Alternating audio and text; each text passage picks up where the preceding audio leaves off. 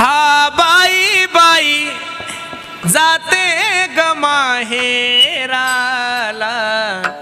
बाई बाई जाते ग माहेराला.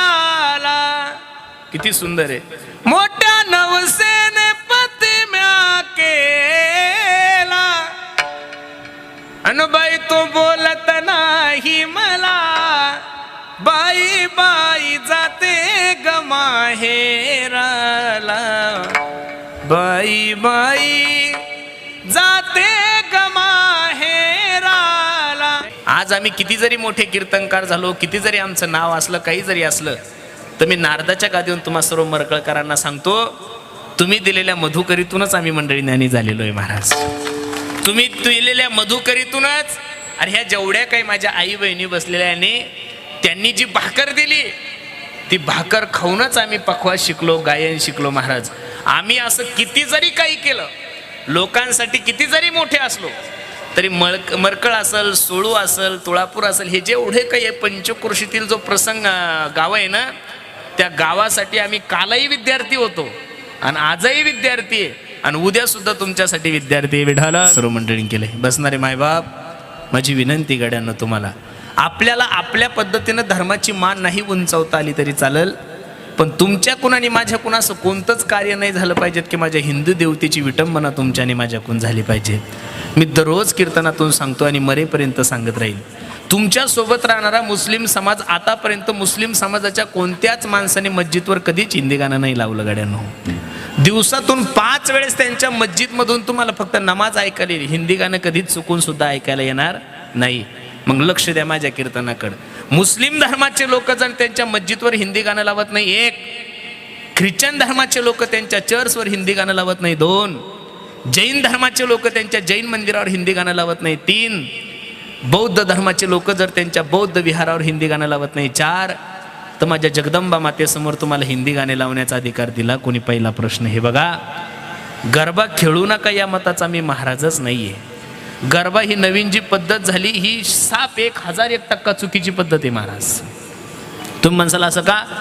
गरबा झाल्यानंतर दरवर्षीचा सर्वे पहा, नवरात्र उत्सव झाला की गरबा झाल्यानंतर कमीत कमी महाराष्ट्रातल्या 200 ते 500 मुली गरबा झाल्यानंतर, नवरात्रोत्सव झाल्यानंतर पळून जातात. हे बघा, मी कोणत्या सणाच्या विरोधातला महाराज नाहीये. प्रत्येकाने आपल्या हिंदू धर्माची जोपासना करत असताना, आपले हिंदू धर्माचे सण साजरे करत असताना काहीतरी परंपरा तुम्ही घालून घेतल्या पाहिजेत. आता कीर्तन संपलन, काही लोकांनी मला सांगितलं, पुरुषोत्तम दादा चला ना चहा घ्यायला आमच्या घरी.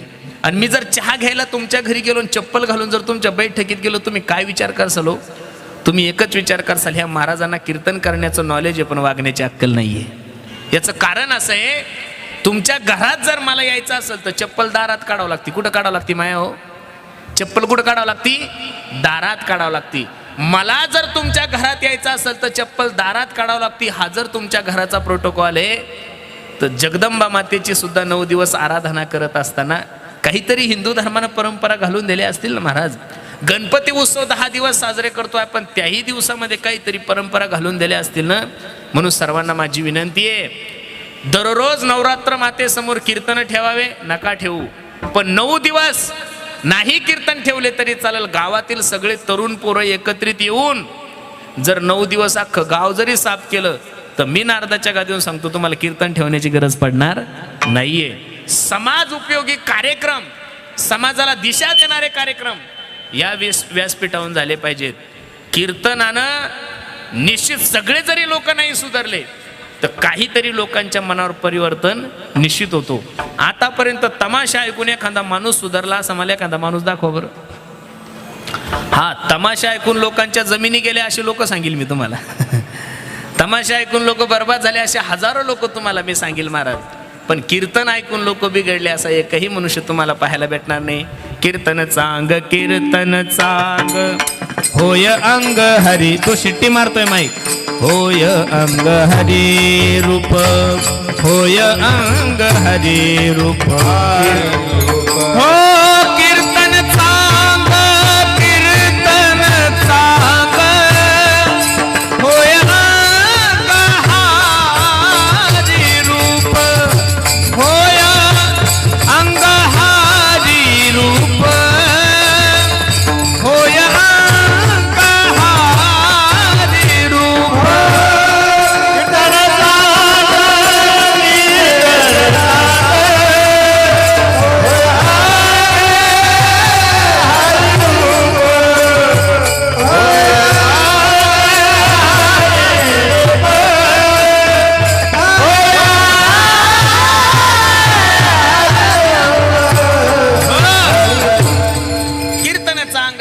कान चांग होय अंग हरी रूप, म्हणून खूप सुंदर नियोजन तुम्ही सर्व मंडळींनी केलंय.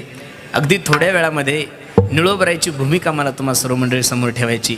मार्ग दावून गेले अधी दयानिधी संत ते. पूर्वी साधू संत जो मार्ग दाखवून गेले त्या मार्गाचं अनुकरण केलं असता निश्चित तुमच्या जीवनामध्ये कल्याण होईल. असं गोड मार्गदर्शन या अभंगामधून माझे निळोबराय करतात. हे बघा, परमार्थ प्राप्तीसाठी तुम्ही आम्ही जो प्रयत्न करतोय त्याला आपण काय म्हणतो, भगवंतासाठी जो काही आपण त्याला मार्गच म्हणतोय. कोणी भक्ती मार्गाचं अनुकरण करतंय, कोणी कर्म मार्गाचं अनुकरण करतंय, कोणी वेद वेदांताचं अध्ययन करतंय, कोणी काय करत असेल, कोणी काय करत असेल. प्रत्येकाचे जाण्याचे मार्ग जरी वेगळे वेगळे असेल, पण तुम्हाला आणि मला प्रत्येकाला एकाच ठिकाणी जायचं, ते म्हणजे भगवंताच्या ठिकाणी. कोणी ज्ञानेश्वरी वाचत असेल, कोणी गाथा वाचत असेल, आता 9 दिवस कोणी भगवंताचं पारायण करत असेल, कोणी 9 दिवस उपवास करत असेल, कोणी 9 दिवस पायात चप्पल घालत नसेल. प्रत्येकाची जी साधना चालली ती कशासाठी चालली हो, भगवंताची कृपा तुमच्या आणि माझ्या जीवनामध्ये व्हावी. मग बसणाऱ्या मंडळी मला एक छोटासा प्रश्न करायचा आहे.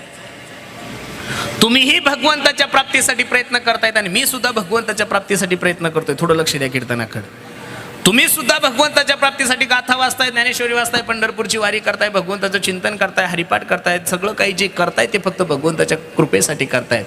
मग एवढं काही सगळं करून तुमच्याही जीवनामध्ये भगवंताची प्राप्ती होत नाही, माझ्याही जीवनामध्ये भगवंताची प्राप्ती होत नाही. समजून चला तुमचा आणि माझा मार्ग चुकलेला आहे. लक्ष देऊन ऐका. एका माणसाचं पोट दुखत होतं. काय दुखत होतं? पोट दुखत होतं. डॉक्टरकडे गेला. ओ डॉक्टर साहेब, अहो पोट दुखतंय हो माझं. डॉक्टरने मेडिकलमधून गोळी दिली. हे बघ, ही गोळी घे, तुझं पोट राहून जाईल. घरी आला, जेवण केलं, गोळी घेतली, पण पोट मात्र राहत नाहीये. ज्या अर्थी पोट राहत नाही त्या अर्थी त्या आजारी माणसाने समजून घेतलं पाहिजे. एक तर गोळी घेण्याची प्रक्रिया चुकली असावी, नाही तर आजार मोठा आहे. ज्ञानोबरायची ज्ञानेश्वरी वाचून, गाथा वाचून, भगवंताचं चिंतन करून ज्या अर्थी तुमच्या आणि माझ्या जीवनामध्ये भगवंताची प्राप्ती होत नाही त्या अर्थी प्रत्येकानं समजून घेतलं पाहिजे की तुमचा आणि माझा मार्ग चुकलेला आहे. एखाद्या माणसाला आळंदीला जायचं. कुठं जायचंय? आळंदीला जायचं. सोपं उदाहरण सांगतो तुम्हाला, पटेल असं उदाहरण सांगतो. एखाद्या माणसाला आळंदीला जायचंय आणि तो इकडं पुढं लोणीकंद फाट्या रोडनं चालला. किती दिवस चालला म्हणजे आळंदी येईल का हो? अहो पुढं गेल्यानंतर नगर येईल, नगरच्या पुढं संभाजीनगर येईल, संभाजीनगरच्या पुढं जालना येईल, जालन्याच्या पुढं बुलढाणा येईल, शेगाव येईल, अमरावती येईल, पर नागपूर येईल, पण आळंदी येणार नाही. कारण त्याचा मार्ग चुकलाय ना. जायचंय कुठं? आळंदीला, आणि चालला कुठं? इकडं दुसऱ्या मार्गाने. प्रत्येकाला जीवनामध्ये सुख हवंय, प्रत्येकाला जीवनामध्ये समाधान हवंय, प्रत्येकाला जीवनामध्ये आनंद हवाय.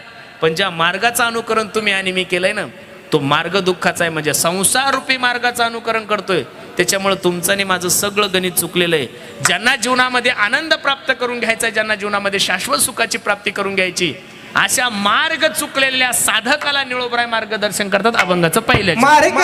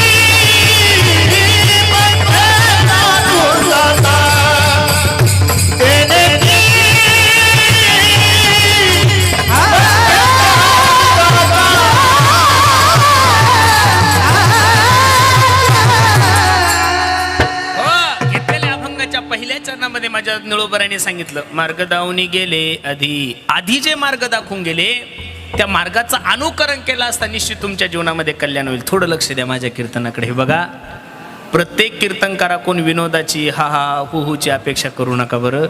किलोभर भेळ खाण्यापेक्षा 50 ग्राम कलाकंद खाल्लेला कधीही चांगला आहे महाराज.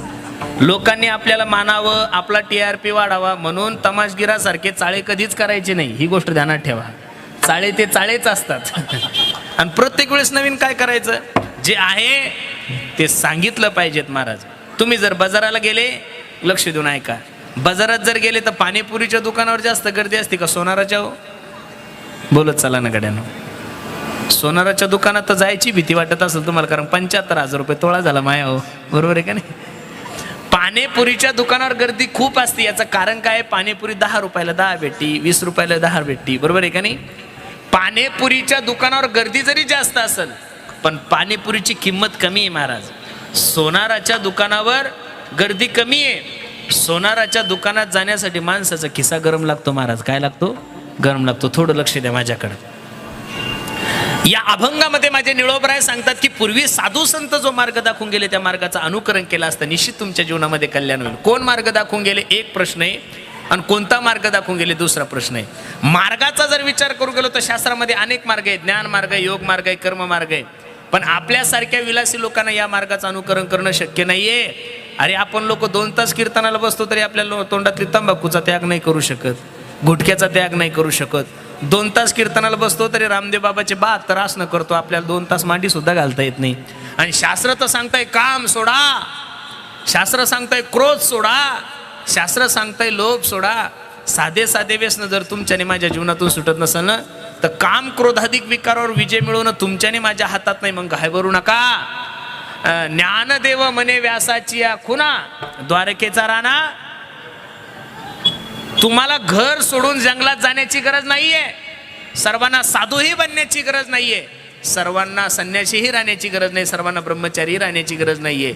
अरे गवळणीने घर सोडलं नाही तरी सुद्धा भगवंताला प्राप्त करू शकल्या महाराज. पण गवळणीच्या अंतकरणाची परिस्थिती कशी होती? आता हरी बाहेर हरी, हरीने घरी कोंडी येले. अंतकरणात भगवंताचं चिंतन चालू असल्यामुळं कुठं जरी बाजाराला गेले तरी मुखातून निघायचं, गोविंदू घ्या कोणी दामोदर घ्या गे, गोविंदू घ्या कोणी दामोदर घ्या गे, गोविंद घ्या गोविंद गोविंदू घ्या कोणी दामोदर घ्या गे, गोविंदू घ्या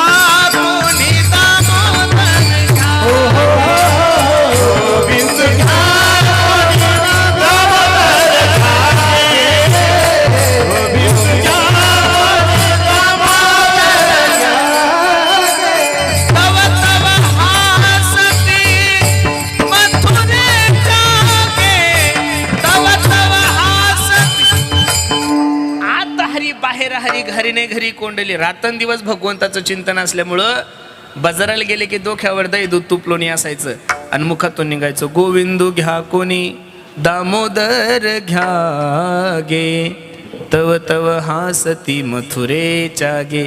इथं बसणाऱ्या सगळ्या माय माऊल्यांना माझी विनंती, माया हो, उद्या जर एखादी माय माऊली आपल्या गावात आली मरकळमध्ये, तिच्या डोक्यावर कांदे बटाटे टमाटे आणि तुमच्या गल्लीत ती म्हणायला लागली, पांडुरंग घ्या कोणी विठ्ठल घ्या गे. तुम्ही काय विचार करसाल हो माया हो? तुम्ही एवढाच विचार करसाल की बाई नक्की हिच्या गोळ्या संपलेल्या आहे. बरोबर आहे का नाही? ज्याच्या जीवनामध्ये भगवंत सोडून दुसरा विषयच नाहीये, दिन रजनी हाची धंदा गोविंदाचे विषय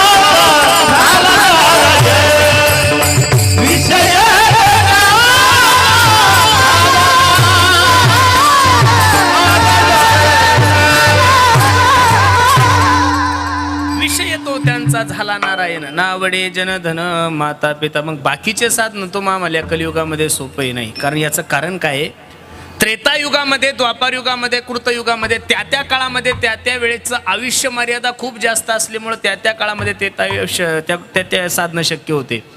कलियुगामध्ये आयुष्य मर्यादाच थोडी मारा. 100 वर्षाचं आयुष्य आहे तुम्हाला आणि मला. किती वर्षाचं आहे हो? 100 वर्षाचं. 100 वर्षाच्या आयुष्यामध्ये तुम्ही काय काय करणार आहे मला तर काही अजून त्याचं गणित लागलं नाही. तुम्ही तुमच्या जीवनाची वजाबाकी करा ना. 100 मधले 50 तर तुमचे झोपीतच गेले. खाली किती उरले हो? 50. आता 50 वर्षात काय काय करणार आहे? त्याच्यात ते 10 वर्ष बालपणात गेले, राहिले 40. 40 मधले 20 वर्ष शिक्षणात गेले, खाली किती उरले? 20. आता 20 वर्षात शिक्षण झालं, नोकराने 5 वर्ष मुली पाण्यातच गेले, खाली 15 उरले. किती उरले? 15तले 3 करोनात गेले, खाली किती उरले? 12 महिन्यात तुम्ही काय काय करणार आहे? 12 वर्षात काही करू शकत नाही. मी खरं सांगू का महाराज तुम्हाला, बाकीचे साधनं तुम्हा आम्हाला शक्य नाही. कबीर महाराज सांगतात, दिहुडा हो 2 दिन का महिमान, कब सुमरोगे राम. विको कमी करतो ना. अब तुम कब सुमरोगे राम, बाल अवस्था खेल गवायो, तरुण हुआ तो समय गवाया हो. दिहुडा, दिहुडा म्हणजे शरीर. दिहुडा 2 दिन का महिमान, कब सुमरोगे राम. कधी देवाचं चिंतन करणार आहे? अगदी थोडा वेळ तुमच्या आणि माझ्याकडे शिल्लक आहे ना. मग एवढ्या कमी कालावधीमध्ये, एवढ्या कमी दिवसामध्ये तुम्ही एक गोष्ट करू शकता, ते म्हणजे भगवंताचं चिंतन. ना तुम्ही उपवास करू शकत. उपवास तरी किती करता महाराज तुम्ही? सकाळी उठले की अर्धा डझन केळी तर पहिल्या बैठकीलाच खाता. 1-1, 2-2, 2-2, 3-3 किलो. आता नवरात्रात तर भगर मागून गेली हो. ह्या माता मावल्या तर भेंड्या बी खातात आणि म्हणतात उपवासी. काशी फळ खातात, उपवासी. तो लौकी म्हणजे काय, भोपळा खातात, उपवास आहे. अजिबात नाहीये. मी उपवासाच्या विरोधातला महाराज नाहीये गड्यानो. उपवास प्रत्येकाने करावं, पण उपवास नुसता खाण्यापिण्याचा नाही केला पाहिजेत. आपल्या जीवनातले जे वाईट गुण आहे ते त्यागण्याचा सुद्धा उपवास प्रत्येकाने केलाच पाहिजेत ना महाराज. आपण जर व्यसन करत असेल तर व्यसन त्यागण्याचा सुद्धा उपवास केला पाहिजेत. नवरात्रात तर मला हसू येतं महाराज, काय विषय असेल काही कळत नाही. जे 12ही महिने धाब्यावर असतं बघा, ज्याला शनिवार कळत नाही, सोमवार कळत नाही, एकादशी कळत नाही, आषाढी कळत नाही, कार्तिकी कळत नाही, असे काही काही असे 9 दिवस चपला घालत नाही माया हो. बापरे बाप, एवढं वजन त्यांचं, 9 दिवस काहीच खात नाही. आता खरं सांगा, 12 महिने धाब्यावर राहायचं, 9 दिवस बिना चपलीचं फिरायचं. तुम्हाला असं वाटतं देवी मातेची कृपा तुमच्यावर होईल? तुम्ही तंद्रीतून सोडून द्या, तुम्ही 9 दिवस भोंगळे जरी फिरले तरी देवी मातेची कृपा तुमच्यावर होणार नाही. प्रॅक्टिकली जगायचं शिका ना गाड्यांना तुम्ही थोडंफार. 12 महिने मांसाहार करायचा, 9 दिवस उपवास धरायचा, कोणी तुम्हाला सांगितलं? अजिबात नाहीये. जगदंबा मातेची कृपा जर तुम्हाला आणि मला, तुमच्या आणि माझ्या जीवनात व्हावं वाटत असेल तर मी एक वाक्य सांगतो गड्यांना, तुम्हाला लक्ष देऊन ऐका. इथं बसणारे जेवढे काही तरुण पोरं आहे, जेवढे काही वयस्कर मंडळी, त्यांना माझी विनंती आहे, ज्या दिवशी महाराष्ट्रातल्या प्रत्येक माणसाला, वाक्य लिहून ठेवा माझं, ज्या दिवशी महाराष्ट्रातल्या प्रत्येक माणसाला, इथं बसणाऱ्या सर्व माझ्या माता मावल्या ज्या दिवशी आपल्या बहिणीसारख्या दिसतील ना महाराज, त्या दिवसापासून महाराष्ट्रात नवरात्र करण्याची गरज पडणार नाही. ही वस्तुस्थिती आहे महाराज. एकीकडे नवरात्र उत्सव एवढ्या थाटामाटात चाललाय आणि दररोज एका मुलीवर अत्याचार होतोय महाराज. नुसतंच बदलापूरच्या मुलीवर अत्याचार झाला त्यात नवल नाहीये. 2-4 दिवसापूर्वी आपल्या बोब घाटामध्ये, आता ती तुम्ही न्यूज ऐकताय, ते काय झालंय लोकांना काही कळत नाहीये. अरे 9 वर्षाच्या मुलीवर बलात्कार करता, 9 वर्षाची मुलगी सुद्धा एक देवीचं स्वरूपच आहे. प्रत्येकाने परस्त्रीकडे बघत असताना ज्या दिवशी तुम्ही तिला तिच्या बहिणीचा, आपल्या आईचा दर्जा देसाल, त्या दिवसापासून कोणत्याच गोष्टीची गरज तुम्हाला आणि मला पडणार नाही. एकीकडे नवरात्र उत्सव जोरात चालू आहे, एकीकडे महिला मंडळीवर होणारे अत्याचार काही थांबत नाहीये. इथं बसणारी प्रत्येक मायमाऊली तुम्ही तिच्या स्वरूपात जर पाहिलं तर ती जगदंबाच तुम्हाला दिसल महाराज. अरे एकच महिला आई सुद्धा होते, एकच महिला पत्नी सुद्धा होते, एकच महिला काकू होते, एकच महिला मामी सुद्धा होते आणि एकच महिला आपली बहीण सुद्धा होते. महाराज, महिला मंडळीवर आजच्या तारखेमध्ये जेवढे अत्याचार होत आहेत तेवढे कशावरच होत नाहीये. आणि तुम्ही किती जरी नवरात्र उत्सव साजरे केले, किती जरी 10-10, 50-50 क्विंटलाच्या देव्या जरी बसवल्या, तरी मला नाही वाटत जगदंबा मातेची कृपा तुमच्या आणि माझ्यावर होईल. मी नेहमी विनंती करील तुम्हाला, हे बघा, उपवास करत असताना बाकीच्या गोष्टीचा करण्यापेक्षा भगवंताचं चिंतन करा. 9 दिवस भगर खाण्यापेक्षा देवाचं चिंतन करा, जगदंबा मातेची कृपा करा. मी नारदाच्या गादीवरून सांगतो, निश्चित तुम्हाला माझ्या जगदंबा मातेची कृपा तुमच्या आणि माझ्यावर झाल्याशिवाय राहणार नाही. एवढं अवघड झालंय महाराज. नवरात्र चालू आहे का काय चालू आहे काही कळतच नाही. गाणे तर एवढे सुंदर सुंदर लावतात, जे गाणे माणसाला ऐकायची लाज वाटते ते जगदंबा मातेसमोर लावतात. गाणे सुद्धा आपण हिंदी गाणे, अश्लील गाणे जगदंबा मातेसमोर नाही लावले पाहिजेत. अरे गाणे लावण्यासाठी, डीजे लावण्यासाठी तुम्हाला दुसरे व्यासपीठ भरपूर आहे. धर्माच्या व्यासपीठावर जर तुम्ही चुकीचे गाणे लावत असाल, धर्माच्या व्यासपीठावर जर तुम्ही चुकीचे कार्यक्रम ठेवत असाल, तर मी नारदाच्या गादीवरून सांगतो तुम्हाला, तुम्ही पुण्य करता पाप करताय. काय करताय? पाप करताय. म्हणून तुम्हाला आणि मला जर असं वाटत असेल तुमच्या आणि माझ्या हातातून पाप होऊ नये, कोणतं चुकीचं कर्म होऊ नये, म्हणून शास्त्रानं ज्या गोष्टी सांगितलेल्या आहे त्या गोष्टी जीवनामध्ये केल्या पाहिजेत. इथं जेवढ्या काही माझ्या आई बहिणी बसलेल्या मायांनो, एक छोटासा प्रश्न तुम्हाला विचारतो. तुमच्या नवऱ्याला जी भाजी आवडती ती तुम्ही कराव का तुम्हाला जी भाजी आवडती ती तुम्ही करा? माया हो, जी उत्तर देईल तिला सोन्याचं नाणं बक्षीस. चला, मला थोडं द्यायचं. ज्यांनी आज यजमानपद घेतलेले ते पाच बसतील 5 जण, आपला काय संबंध आहे? बरोबर आहे का नाही? लक्ष देऊन ऐका. आपल्या नवऱ्याला जी भाजी आवडती ती तुम्ही करावं माया हो, का तुम्हाला जी आवडती ती तुम्ही करावं? नवऱ्याला जर शेवग्याच्या शेंगा आवडत असेल आणि तुम्ही मस्त पाट्यावर वाटून कुटून शेंगदाणे कुटून मस्त जर शेवग्याची भाजी केली, दुपारच्या सुट्टीमध्ये नवरा जेवताना 4 मित्रांना सांगतो, ए दाद्या, दररोजच्या 2 चपात्या खातो राव, आज 3 चपात्या खाल्ल्या का? माझ्या बायकोनं माझी आवडती भाजी केली. संपलं माझं उदाहरण. नवऱ्याला आवडती ती भाजी बायकोनं केली तर नवरा प्रसन्न होतो. हा जर संसार आहे, माझ्या जगदंबा मातेला आवडतो तसा परमार्थ जर तिच्या भक्ताने केला तर देव का प्रसन्न होणार नाही? का जगदंबा माता प्रसन्न होणार नाही? सर्वांना माझी विनंती गड्यांनो, जे साधू संतांनी धर्माने जी परंपरा घालून दिलेली आहे त्या परंपरेचं तुम्ही आणि मी काय केलं पाहिजे? अनुकरण केलं पाहिजे. मार्ग दावनी गेले आधी. मग तुमच्या आणि माझ्यासाठी आनंदाचा मार्ग कोणता आहे? तुमच्या आणि माझ्यासाठी सर्वात सोपा मार्ग कोणता आहे? भागवतकार सांगतात, यत् फलम नास्ति तपसान योगेन समाधीना हा तत्फलम लभ्यते सम्यक कलौत हरी कीर्तनात. कलियुगामध्ये कलियुग केवल नाम आधारा, सुमिर सुमिर नर उतर ही पारा. कलियुग केवल नाम आधारा, सुमिर सुमिर नर उतर ही पारा. कलियुगा माझी करावे कीर्तन, जेने नारायण देईल भेटी. म्हणून महाराज सांगतात, मार्ग दावनी गेले आधी दयानिधी, भक्तिपंत बहु सोपा. सर्वात सोपं साधन आहे, कुठं जाण्याची गरज नाही. न लगती सायास जावे वनांतरा, सुखे येतो घरा ठाईच बैसोनी करा एक चित्ता आवडे अनंत आळवावान. भगवंताचं चिंतन केलं माणूस वाया गेला असा माणूसच नाही महाराज. तुम्हाला लक्ष देऊन ऐका. माझे गुरुजी मला सांगतात, पुरुषोत्तम, पेढा हसत हसत खाल्ला तरी पेढा गोडच आहे, आणि पेढा झोपीत खाल्ल्यावर कशा आहे माया हो? झोपीत जरी खाल्ला तरी गोडच आहे, रडत रडत खाल्ल्यावर सुद्धा. पेढा तुम्ही हसत हसत खा गोड आहे, पेढा तुम्ही झोपीत खा गोड आहे, आणि पेढा तुम्ही रडत रडत खाल्ला तरी पेढा कसा आहे? गोड आहे.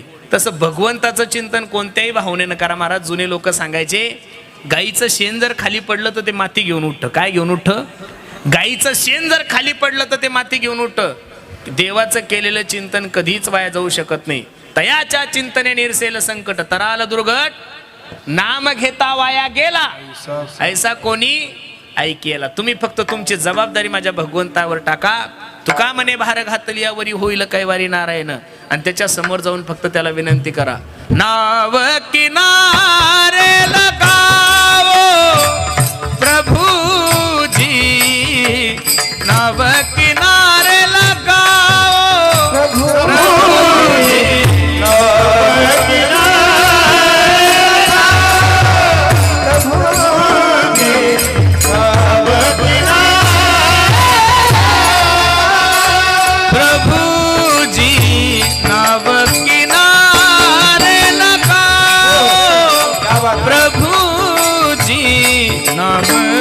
किनारे लगा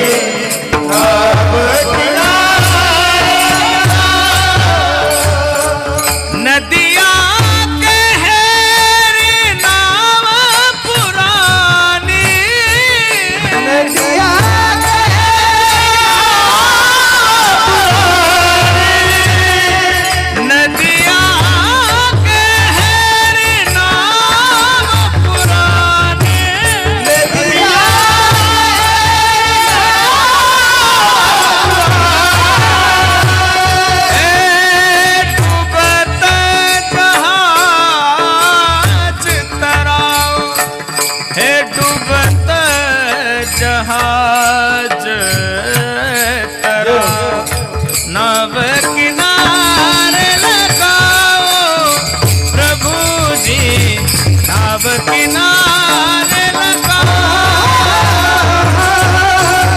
नव किनारे लगाओ प्रभु जी नव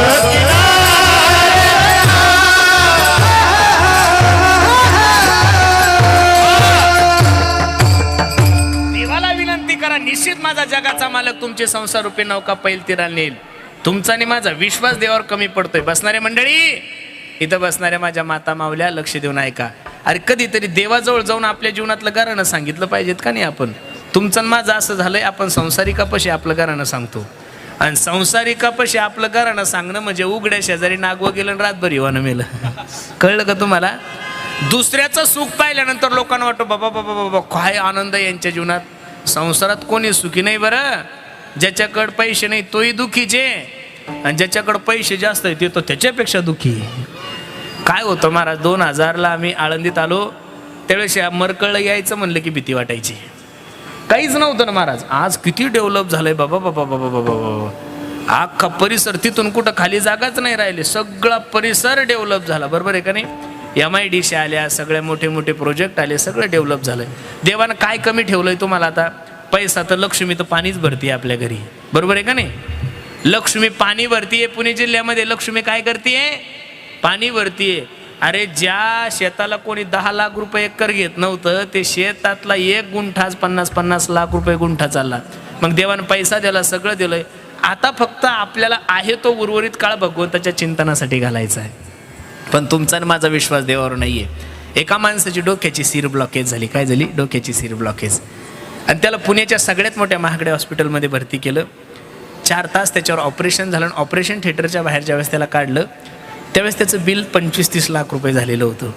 जुना माळकरी म्हातारा होता. ते 25-30 लाख रुपये बिल पाहिल्यानंतर जोराजोरात रडायला लागला. डॉक्टर माळकरी होता. ओ बाबा, ते 25 लाख रुपये जर तुम्हाला थोडे जास्त वाटत असेल बाबा, त्यातले मी 5-10 लाख रुपये कमी करतो. तुम्ही माझ्या आजोबासारखे, फक्त माझी विनंती तुम्ही रडू नका.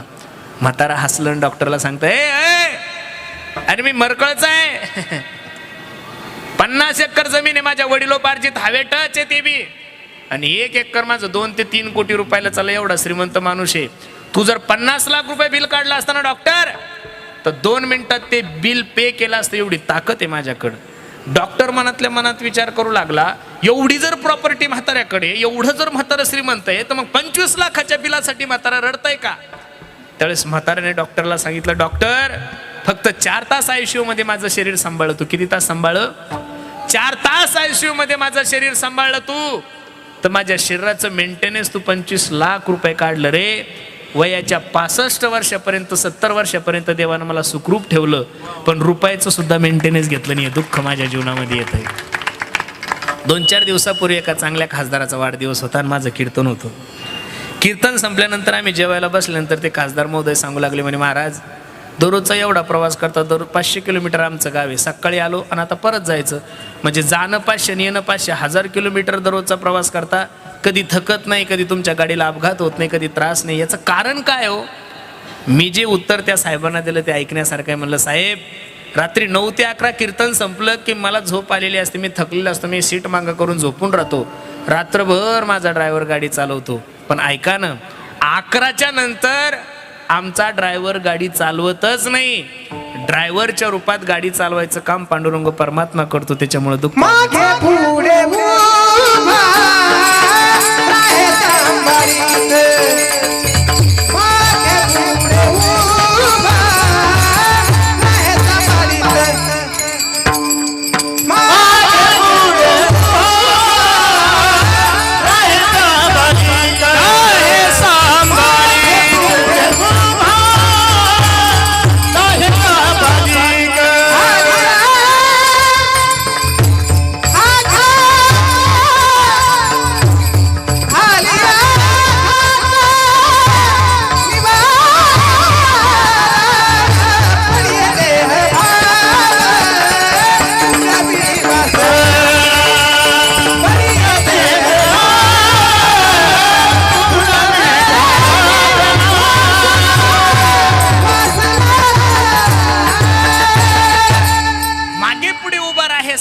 आली आगात निवारा. कितीही जीवनातलं मोठं संकट असू द्या, संकट आल्यानंतर तुम्हाला दुसरीकडे काही जायची गरज नाही ना महाराज. अरे जीवनातले सगळे मोठे संकट आल्यानंतर सगळे संत सगळे कोणाला सांगतात? ज्ञानोबरायला सांगतात. मी खरं सांगू का महाराज, एक सांगू तुम्हाला, पांडुरंग परमात्म्याला ज्यावेळेस विश्रांतीची गरज भासते ना, पांडुरंग परमात्मा ज्यावेळेस विश्रांतीची अपेक्षा करतो त्यावेळेस पांडुरंग परमात्मा नामदेवाला सांगतात, नामा म्हणे देवा चला तया ठाया आणि विश्रांती घ्यावया कल्पवरी.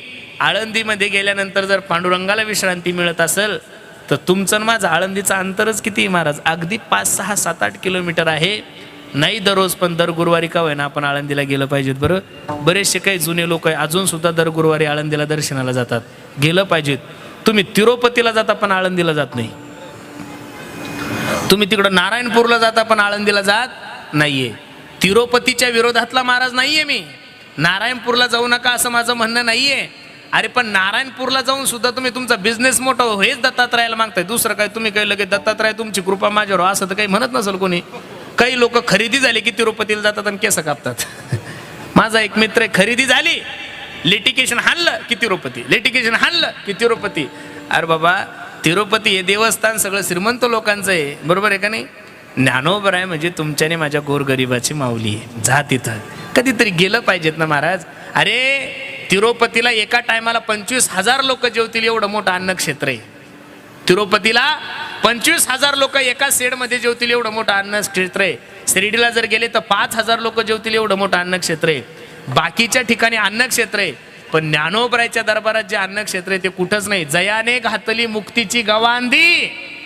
बाकीच्या ठिकाणी भात भेटल, बाकीच्या ठिकाणी शिरा भेटल, पुरी भेटल, भाजी भेटल, पण ज्ञानोबरायांनी मुक्तीची गवांधी या शब्दाचा अर्थ आहे अन्नक्षेत्र. कशाचं अन्नक्षेत्र आहे?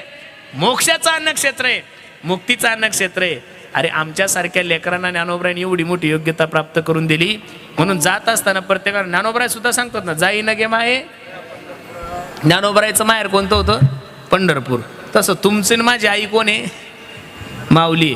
मग तुमचं माझं माहेर काय झालं? गेलं पाहिजेत. हा बाई बाई जाते ग माहेराला, बाई बाई जाते ग माहेराला. किती सुंदर आहे. मोठ्या नवसेने पतिम्या केला अन बाई तो बोलत नाही मला, बाई बाई जाते ग माहेराला, बाई बाई जाते ग माहेराला. आपलं माहेर सगळ्यांचं आळंदीचे आणि त्या ज्ञानोबरायपाशी जा. अरे ज्ञानोबरायची कृपा झाल्यानंतर रेडा ऋग्वेद बोलू शकतो 1, ज्ञानोबरायची कृपा झाल्यानंतर निर्जीव भिंत चालू शकते 2, ज्ञानोबरायची कृपा झाल्यानंतर मेलेला मनुष्य जिवंत होऊ शकतो 3, ज्ञानोबरायची कृपा झाल्यानंतर स्त्रीचा पुरुष होऊ शकतो 4. तर तुमच्याने माझ्या जीवनात अपेक्षाच काय आहे महाराज? ज्याचं लग्न झालं नाही त्याला बायको पाहिजेत, ज्याला बायको त्याला पोरगं पाहिजेत, ज्याचा धंदा चांगला नाही त्याचा धंदा चांगला चालला पाहिजे. आपलं म्हणजे मागण्या म्हणजे हलकट मागण्या आहे महाराज. याच्यापेक्षा काय आहे? काही नाही. आपण संसाराच्या मागण्या सोडून दुसऱ्या काय मागणार आहे? साधू संतांना मागत असताना फक्त एवढंच मागा की तुमची कृपा माझ्या जीवनामध्ये झाली पाहिजे. आणि हे सगळं ज्ञान जर कोणत्या मार्गात असेल तर ते फक्त भक्ती मार्गात आहे. म्हणून महाराज सांगतात, मार्ग दावनी गेले आधी दयानिधी संत ते विठोबा रखुमाये. जय जय विठोबा रखुमाई, विठोबा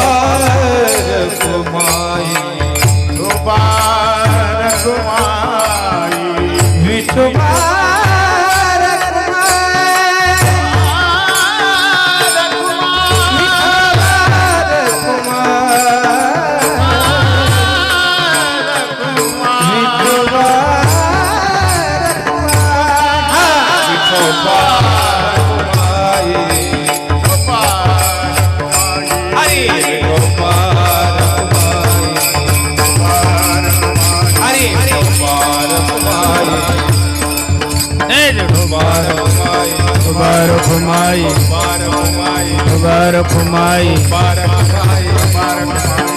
रखुमाई, मिनिटं हात वर करा बरं सर्वांनी. वा वा वा वा करा. केले 2 मिनिटं सर्वांनी माझ्या पाठीमागं आदिशक्ती मुक्ताईचं भजन करा. 2च मिनिटं फक्त. इंद्रायणी काजल भी बोले श्री मुक्ताई मावली. इंद्रायणी काजल भी बोले श्री मुक्ताई मावली. श्री मुक्ताई माऊली. श्री मुक्ताई माऊली.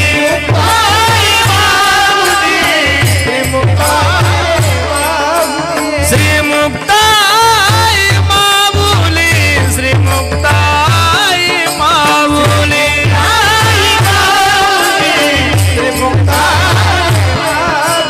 इंद्रायणी काजल भी बोले श्री मुक्ताई माऊली. इंद्रायणी काजल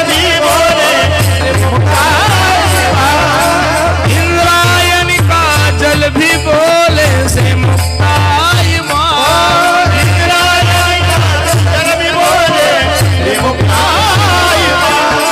श्री मुक्ताई माऊली. जय मुक्ताई माऊली.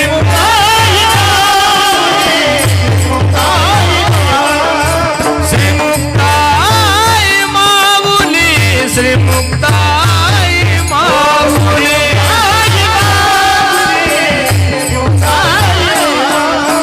इंद्रायणी काजल भी बोले श्री मुक्ताई माऊली.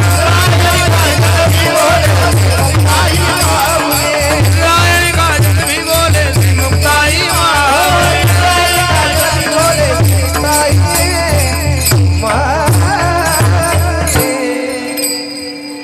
मार्ग दावणी गेले आधी दयानिधी संत ते तिनेची पंथे चालू जाता न पडे गुंथा कोठे काही. आपण सर्व भाग्यवान मंडळी आहोत की आपण वारकरी पंथाचे पायिक आहोत.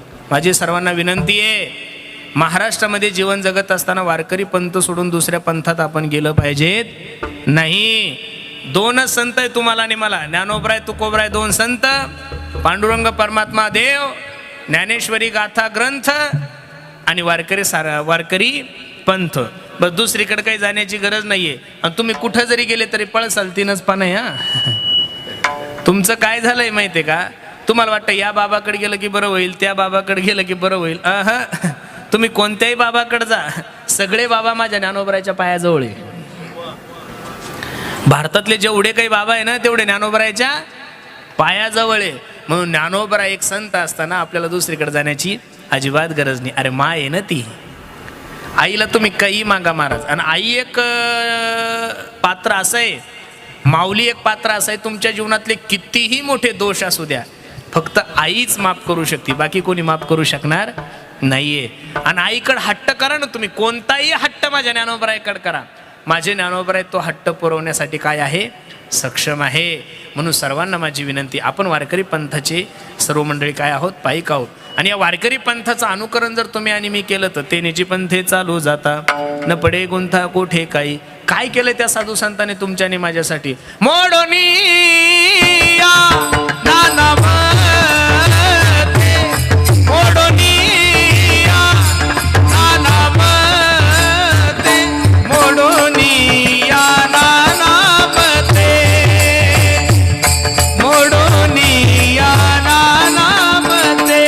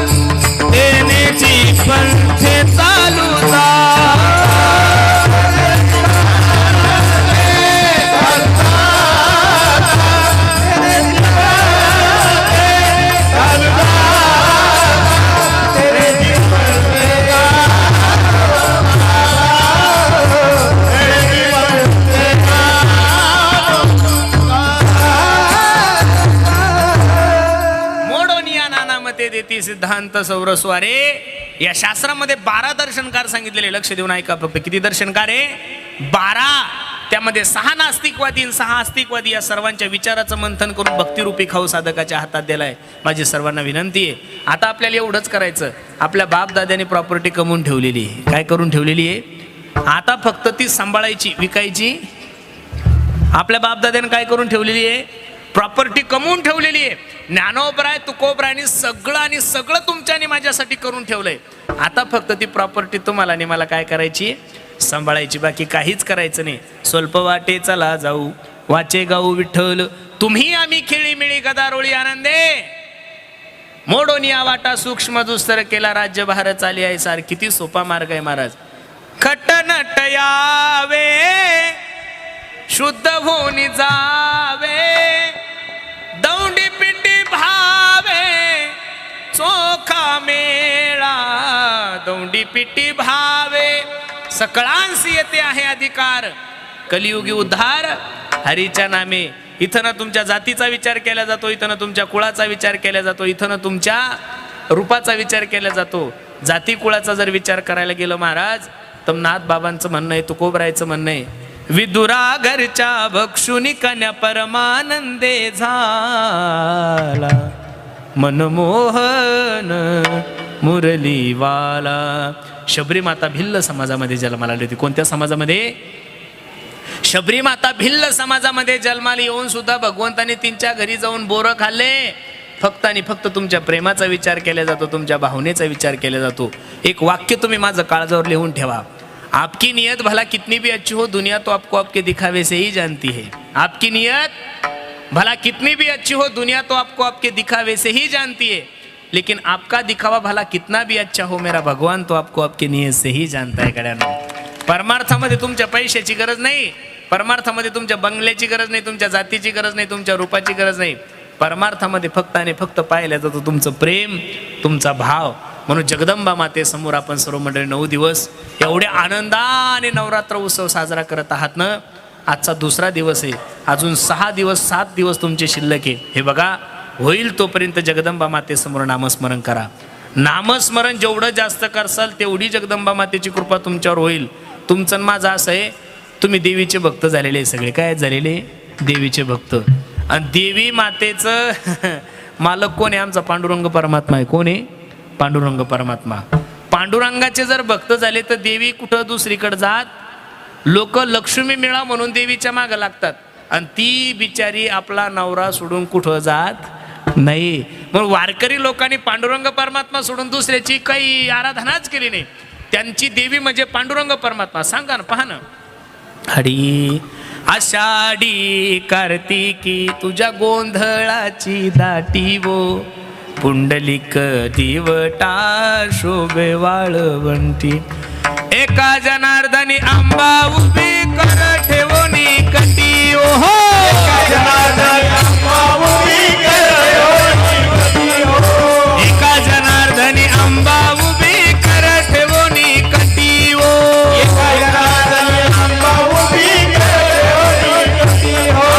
उधो बोला, उधो बोला, उधो बोला, उधो बोला, उधो बोला, उधो बोला, उधो बोला, उधो बोला, उधो बोला,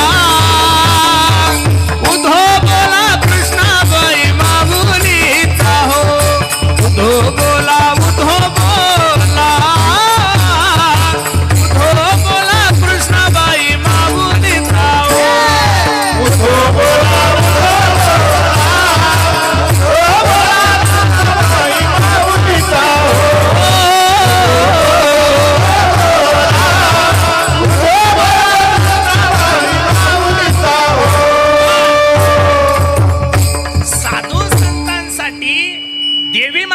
पांडुरंग परमात्मा. आषाढी कार्तिकी तुझ्या गोंधळाची दाटी वो, पुंडलिक पुंडलिक दिवटा शोभे वाळवंटी, एका जनार्दनी आंबा उभी कर ठेवोनी कटी. ओ आंबा म्हणजे कोण? पांडुरंग परमात्मा. आणि मग पांडुरंगाचं भजन सर्व वारकऱ्यांनी केलं, आणि पांडुरंगाची कृपा झाल्यानंतर लक्ष्मीची कृपा काय होणार नाही महाराज. जयाचे नाम पापनासी लक्ष्मी आईशी जायची. लक्ष्मी कोणाची दासी आहे? पांडुरंगाची दासी आहे. मग पांडुरंग परमात्मा जिकडे जाईल तिकडे लक्ष्मी जाईल का तुमच्या मागे येईल? हा, मग होईल तोपर्यंत पांडुरंगाची सेवा करा महाराज. मोडोनी या नानामते दिती सिद्धांत सौरसू. आणि त्या साधू संतांनी किती सुंदर तुम्हाला मार्ग दाखवलाय. निळामणी ऐसे संत कृपावंत सुखसिंधू. ते कृपावंत आहे आणि सुखसिंधू आहे. साधू संतांसारखं श्रीमंत या जगात कोणीच नाहीये महाराज. आणि साधू संतांसारखं कृपावंत सुद्धा या जगामध्ये कोणीच नाही.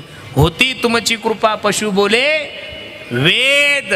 ज्ञानोबरायची कृपा झाल्यानंतर रेडा सुद्धा ऋग्वेद बोलू शकतो. हे जर त्यांच्या कृपेचं सामर्थ्य आहे तर माझी सर्वांना विनंती आहे, आपण सुद्धा त्या कृपेचे